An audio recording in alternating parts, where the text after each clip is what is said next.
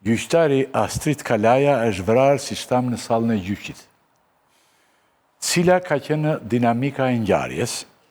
Unë ndoqja disa televizione, ndonjëri tregoi dhe qartësisht, po një kalim i vrasme me kabure brenda, të breset të gjitha, e në bresja, po në trup, po xhaxhai veta kush ishte tjetër, ka patur konfuzion fillimisht për autorin e dyshuar e vazhduam te, unë dua qartësisht të shpjegosh shikuesit çfarë ndodhi konkretisht.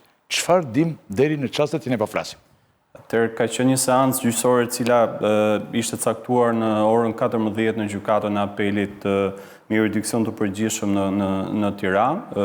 Palë në këtë proces nga njëra anë ka qenë familja Shkëmbi dhe nga pala tjetër kanë qenë rreth 30 familje të cilat jetojnë në qytetin e Shkodrës në një godinë e cila pretendohet nga familja Shkambi dhe ka nisur procesi dhe në këtë proces kanë qenë edhe autori i kësaj ngjarje, Elvis Shkambi, 30 vjeç, i cili ka shoqëruar xhaxhain e tij Gjon Shkambi.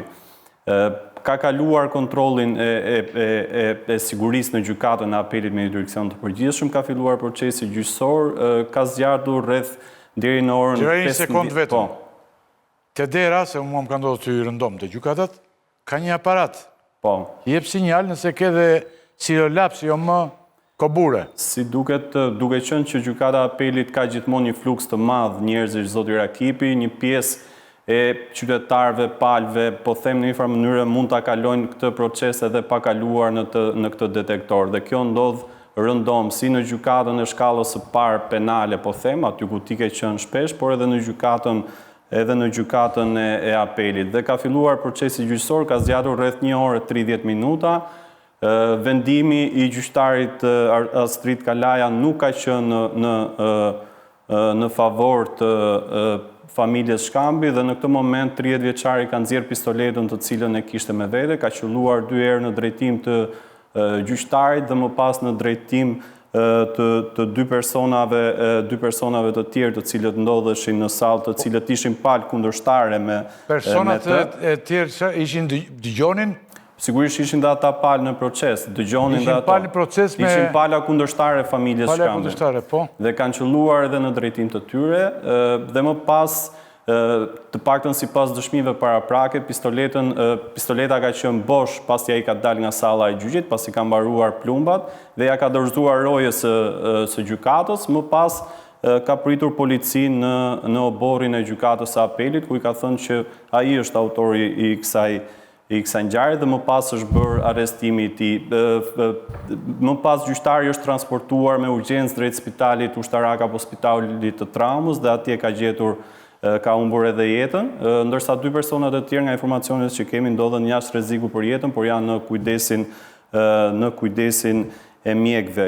Të paktën kjo ka qenë dinamika me cilën ka ndodhur ngjarja ditën e sotme, më pas ai është autori i shoqëruar drejt policisë ku është rimarrë sërish në pyetje dhe ku kanë dalë edhe pak detaje se çfarë ka thënë, ku sipas dëshmisë paraprake të tij, ai ka vepruar ndaj një padrejtësie, pasi ka pretenduar që familja e tij. Okej, do të pyes për këtë, por vrasi bëri qendresë?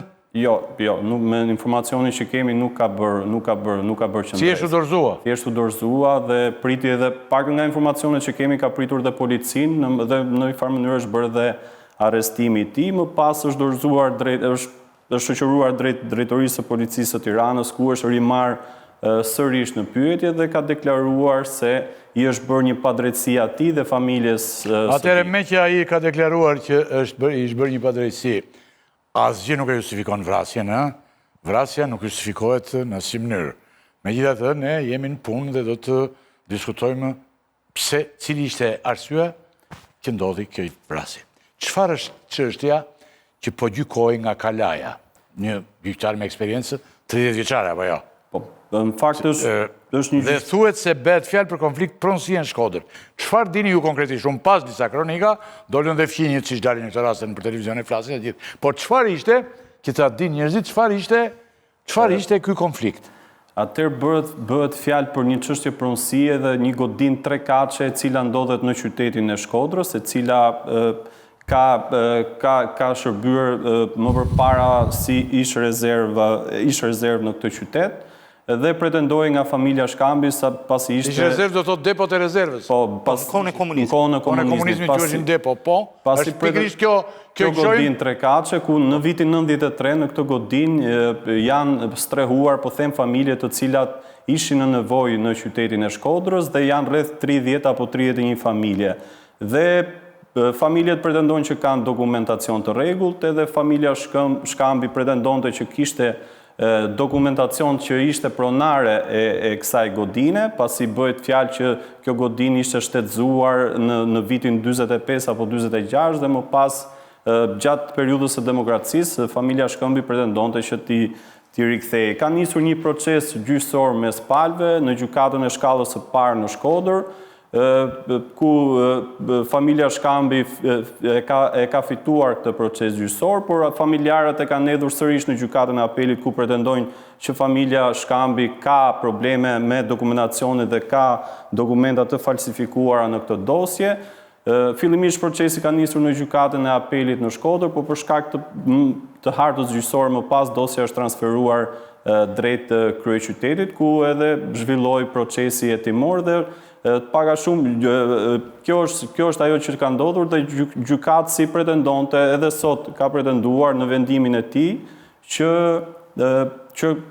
familja Shkambi nuk ka mundësi që ta përfitojë këtë pronë dhe në këtë moment 30 vjeçari kanë nxjerrë armën dhe duket që zoti Rakipi nga mënyra si ka ndodhur ngjarja dinamika, duket që 30 vjeçari autori i kësaj ngjarje ka qenë i përgatitur në një farë mënyrë edhe për vendimin që do të jepte gjyqtari. Është pikërisht ky? E ka pritur, po ky është edhe autori i vrasjes, e ka pritur këtë vendim të gjyqtarit dhe ka shkuar i armatosur në këtë institucion. Duhet thënë dhe diçka tjetër që gjatë ditës sotme është shoqëruar dhe arrestuar dhe polici i cili bën roje në gjykatën e apelit për akuzën e shpërdorimit të detyrës. Një minutë, përveç vrasit, ishte njeriu i tij afërt, Xhaxhaja, kush ishte? Xhaxhaj, po, ka qenë edhe ai në seancën gjyqësore të ditës së sotme. Domethënë interesuar direkt për procesin ishte Xhaxhaji.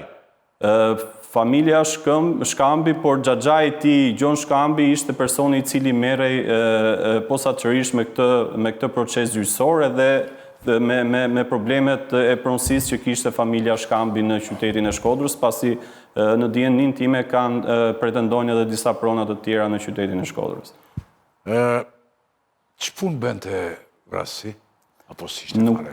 Nuk e kam këtë informacion, zoti Reki. Makinën e kishet mirë, besoj. Po, se në përgjithësi makinat në Shqipëri... Po shifja në një nga televizionet e njohura në tonë, me të mëdhenjë të televizion tonët, të programet që bëjnë pas dite dhe një djalë nga Sauku po të regonte tani makinën 600.000 euro, i thosh 600 të shai, që kishte kapur një vajzë, shëtiti me të me makinë dhe pastaj i të regonte kësaj, kjo makinë ishte 600.000 euro. Edhe e të regoj në studio, edhe moderatorja e pyeste me zë shumë disa herësh që sa kushton kjo makinë.